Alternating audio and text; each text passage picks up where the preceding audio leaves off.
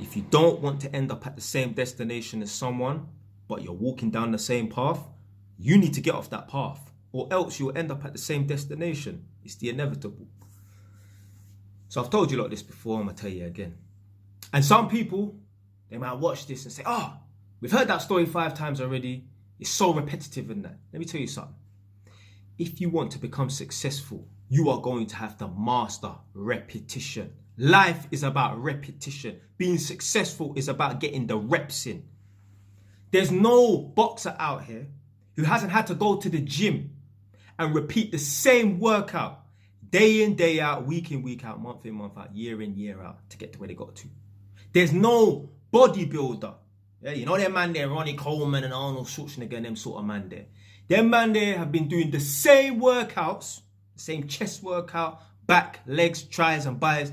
Them man, they've been doing the same workout for 5 years straight to get to where they got to. A guy hit me up saying, oh, what do I do to get good with girls? I want to start being able to develop confidence to approach women and that. Blood, you're going to have to go out and approach 100 girls. You're going to have to get the fucking reps in, my brother.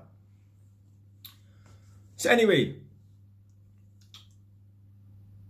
one of the reasons why I became an electrical inspector and tester and that is because obviously I used to work for Holmes Haringey, and I remember one time I was coming out of the office and a guy said to me, young black cute, tough face, you get me? Yeah, man walk like I got a problem, I ain't got a problem, you know what I'm trying to say. So I was like, cheer up, man. He must have thought I was just 20 on the dot. Only 45 more years left of this and you'll be able to retire. And I thought to myself, nah, fuck that, I need to get off this path. Plus, obviously, man was around older man, 45, 50 years old, their knees and back and everything's mashed up and that. The man, they've been working on the tools for too long. After a while, there's a lot of repetition on your arms and legs and joints and that. Yeah, you're gonna end up not feeling as youthful as you was when you was 20 years old at the age of 45. So then you need to take it easy. So what I said to myself is, you know what? I'm gonna do my inspection and testing straight away. Instead of being on the tools as an electrician and mashing up and brocking up myself for the next 20 years, then when I'm 40, 45 years old, then I'm going to decide to get an easier job, becoming an inspector and tester. As soon as I qualified as an electrician, I just became an inspector and tester straight away. Well, I went for the course straight away. Within a year, I was qualified to do inspection and testing and that. I skipped out that stupid 20-year period that a lot of people will wait. Even the college, when I phoned up to sign up to do the inspection and testing, they said, most electricians, when they qualify, they wait 5 years. They get 5 years worth of experience as a qualified electrician. Then they do the inspection and testing course. I said to myself, that's them. That's the average electrician. I'm not an average man.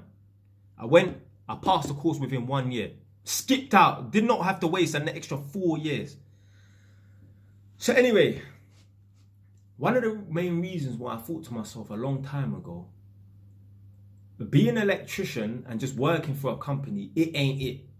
Yeah? If man just want to have some little 3-bed house in an okay area, just about make bills, just about go on 2 holidays a year, raise the kids, 2.4 children and all that, then yeah, being an electrician is going to be good enough. But man want more than that. And the guys that are older than me, that's all they have. And I'm walking down the same path as them. So I said, you know what? I need to get up. I don't care what the path is, but the path I'm walking down, that they've walked down, this ain't it. Yeah, I can't walk down that path because I'm going to end up just like these, man. One of the turning points I had was, I was driving to one of my cousin's house in Chingford. I can't remember the name as well, Chinghall Road or something like that. I'm driving up the road and there was an older black man driving towards me. He was working for this company called Mears. Someone put down in the comment section if Mears are still operating. Because I have not seen any of those Mears van. M-E-A-R-S, Mears.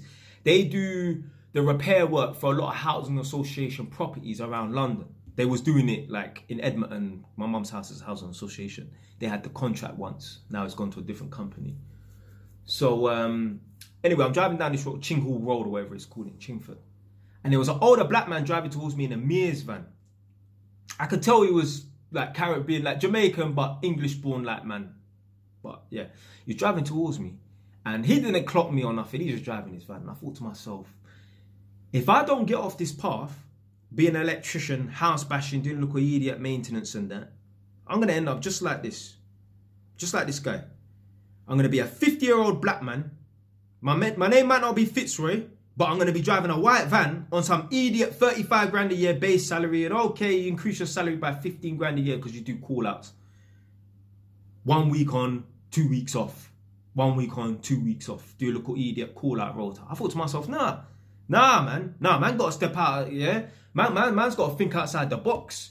I don't know what it is I have to do, but I know just being a regular electrician working for a salary for a big company or whatever, that is not going to get me to where I need to get to. There ain't no guy, yeah, who's just working as some electrician for some company on some idiot regular smegular pay, gonna be able to buy 5 properties in that and retire in the next 15 years. So I thought to myself, you know what? I need to get off this path. If there's anyone around you, I don't care who it is. It could be your mum, dad, grandparents. I don't care. If you don't want to end up where they are, and this is how you have to be. It's not looking down on people, but you have to have this mindset. You can't make any allowances. I'm not saying you have to think of them as a piece of shit, but you have to look at your parents and your aunties and uncles, everyone around you that's older than you. Look at them and think to yourself, do I want to end up like this person? If the answer's no, and you're on the same path as them, you need to get off that path. I don't care who it is. I don't care if it's your mum. I'm not saying you have to look down on your people there, but just try to look at them like they're not even your people and judge them. And think to yourself, ask yourself, do I want to end up like this person? Do you want to be in a house where you're in a conundrum, heat or eat? Yeah? You don't know if you should turn on the gas and starve, or you should sit in a warm house. Do you want to turn on the gas and starve, or sit with a full belly and freeze in the yard? Yeah, you don't want to have them conundrums and that. Do you want to be in the food bank line? I was driving down Town Road in Edmonton yesterday, and outside the church, there's people lining up. Yeah, because it looks like there's some sort of food bank going on. This is craziness, blood. So you have to get off the path that they're on.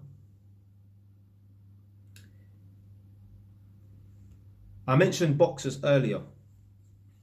So you've got Mike Tyson and you've got Floyd Mayweather Jr. Yeah?